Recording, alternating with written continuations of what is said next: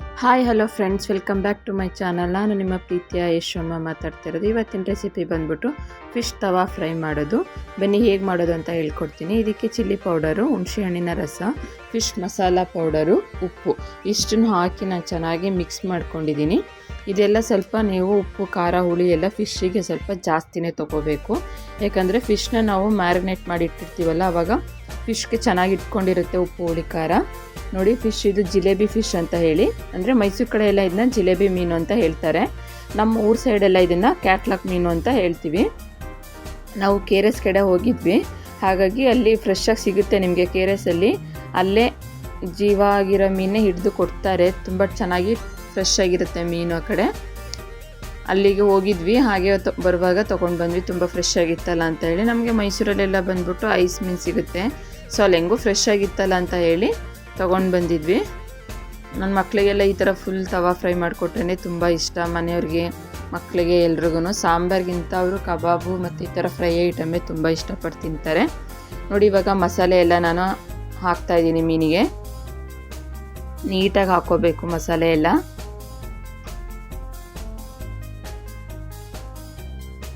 ಮೀನೇನು ಅಂತಂದರೆ ನೋಡಿ, ಈ ಥರ ಸ್ಲೈಸಾಗಿ ಕಟ್ ಮಾಡಿಸ್ಬೇಕು. ಅದ್ರದ್ದು ಹೊಟ್ಟೆ ಹತ್ರ ನೀವೊಂದೆರಡು ಸ್ಲೈಸ್ನ ಕಟ್ ಮಾಡಿಸ್ಬೇಕು.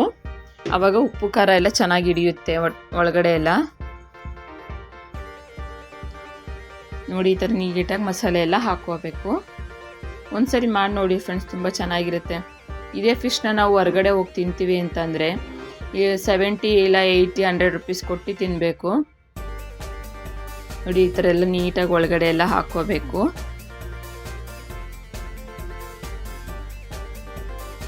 ತುಂಬ ಟೇಸ್ಟ್ ಚೆನ್ನಾಗಿ ಬರುತ್ತೆ. ಇದನ್ನು ಹಾಕಿ, ಮಸಾಲೆ ಎಲ್ಲ ಹಾಕಿ ನಾವು ಒಂದು 1/2 ಅವರ್ 1 ಅವರ್ ಬಿಟ್ಟು ತುಂಬ ಟೇಸ್ಟ್ ಚೆನ್ನಾಗಿ ಬರುತ್ತೆ. ಬಟ್ ನಮ್ಗೆ ಟೈಮ್ ಇಲ್ಲ ಅಂತಂದರೆ ಒಂದು 1/2 ಅವರ್ ಆದರೂ ಬಿಡಲೇಬೇಕು ನೀವು. ಬಿಟ್ಟು ಇವಾಗ ತವದಲ್ಲಿ ಹಾಕ್ತೀನಿ ನಾನು.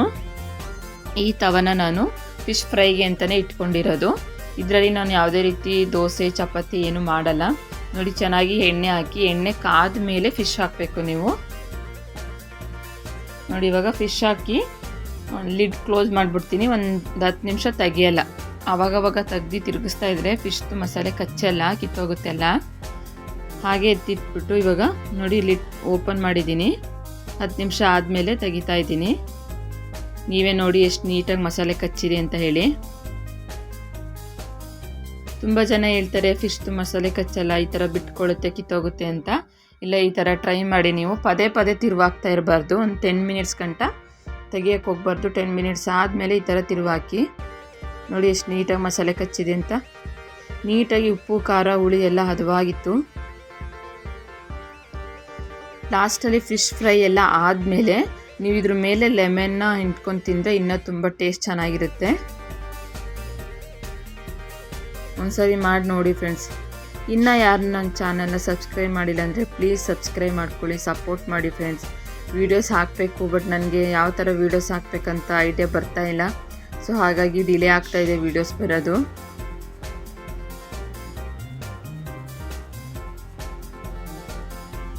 ಫುಲ್ ವೀಡಿಯೋಸ್ ನೋಡಿ, ಸಬ್ಸ್ಕ್ರೈಬ್ ಮಾಡ್ಕೊಂಡು ನೋಡಿ. ನೋಡಿ, ಇವಾಗ ಈ ಕಡೆ ನೋಡಿ ಅರ್ಧ ಸೈಡು ನಾನು 10 ಮಿನಿಟ್ಸ್ ಕೊಟ್ಟು ಬೇಯಿಸಿದ್ದೆ. ಇನ್ನು ಅರ್ಧ ಸೈಡು ಇವಾಗ ಒಂದು 10 ಮಿನಿಟ್ಸ್ ಬೇಯಿಸ್ತೀನಿ. ಇವಾಗ ಇದು ಹಾಕಿದ್ಮೇಲೆ ಸ್ವಲ್ಪ ಆಯಿಲ್ ಹಾಕಬೇಕು. ಇದು ಸ್ವಲ್ಪ ಎಣ್ಣೆ ಜಾಸ್ತಿ ಕುಡಿಯುತ್ತಷ್ಟೇ. ಬಟ್ ಟೇಸ್ಟು ನೀವು ಹೊರಗಡೆ ಯಾವ ಥರ ಹೋಟೆಲ್ಗೆ ಹೋದಾಗ ತಿಂತೀರ ಅದೇ ಥರ ಇರುತ್ತೆ ಟೇಸ್ಟು ಕೂಡ. ನೋಡಿ, ಇವಾಗ ಸ್ವಲ್ಪ ಎಣ್ಣೆ ಹಾಕ್ಕೊತಾ ಇದ್ದೀನಿ.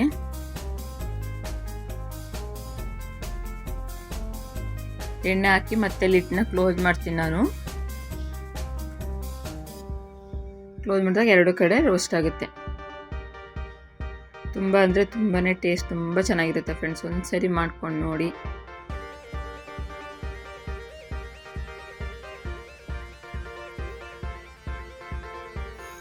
ಇನ್ನು ಯಾವ ಥರ ವೀಡಿಯೋಸ್ ಬೇಕು ಅಂತ ಮೆಸೇಜ್ ಮಾಡಿ.